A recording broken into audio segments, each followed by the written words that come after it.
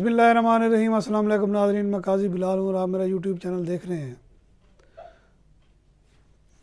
हुकूमत भी बढ़ चढ़ कर आगे आई और उन्होंने कहा कि एक जुडिशल कमीशन बना देते हैं।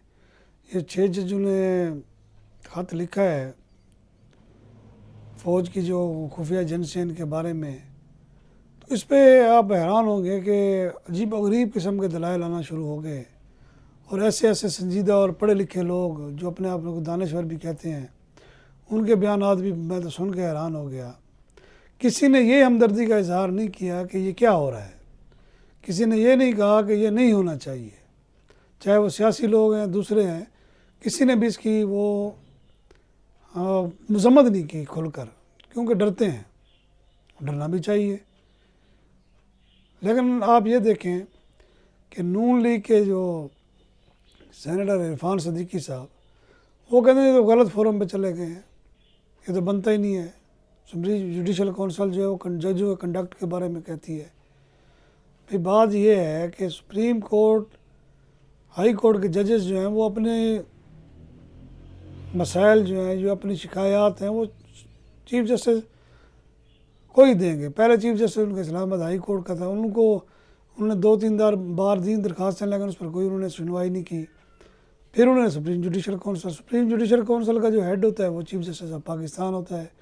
बहरहाल उन्होंने फुल कोर्ट रेफरेंस बुला लिया और रात के 10 साढ़े 10 बजे उन्होंने प्रेस रिलीज़ जारी की और वही एक जो वज़ीर आज़म ने जो बयान दिया कि अदलिया की आज़ादी पर कोई समझौता नहीं होगा, और वही बयान जो है ना वो 3-4 घंटे बाद चीफ जस्टिस ऑफ पाकिस्तान काजी फैज़ साहब की तरफ से आ गया कि जनाब जायज़ा लिया गया, फ़र्दन सुना गया जजों को।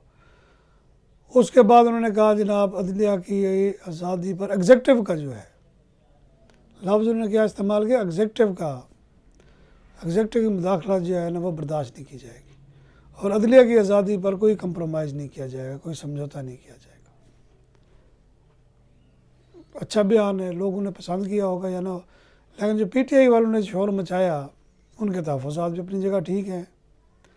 अब हुकूमत कहती है जनाब यक रुकनी एक रिटायर जज जिसकी अच्छी रिपोर्ट हो उसको जो है ना कमीशन बना देते हैं, और चीफ जस्टिस ने भी उससे इत्तफाक कर लिया।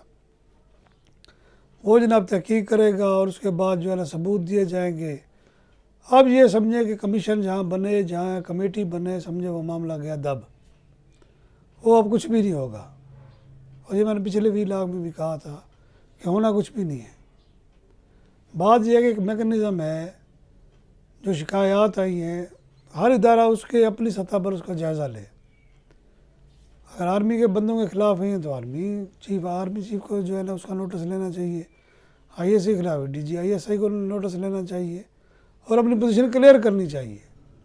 इतना बड़ा आप पूरी दुनिया में, पहले हमारे ऊपर थोड़े लोग जो हंसते हैं, ये अजीब एक ड्रामा बन गया कि 6 जज आला अदलिया के उन्होंने इल्ज़ाम लगाया, इल्ज़ाम इतने बेहुदा आप हैरान हो, संजीदा किस्म के, क्योंकि माँ बहन हर एक की है। ज़रूरी नहीं है कि जनाब ये कम तर है और वो जनाब आला हो गए हैं, माँ बहन हर किसी की है। अगर जो इल्ज़ाम लगाए गए हैं इस पर तो फौरी तौर पर इंक्वायरी होनी चाहिए थी, और इंक्वायरी भी हर इदारा अपनी अपनी सतह पर करता और इन लोगों को करार वाकई सज़ा मिलती ताकि आइंदा ये हो ना। लेकिन ये अब देखते हैं इस कमीशन का कब नोटिफिकेशन होता है, कब ये अपना काम शुरू करता है।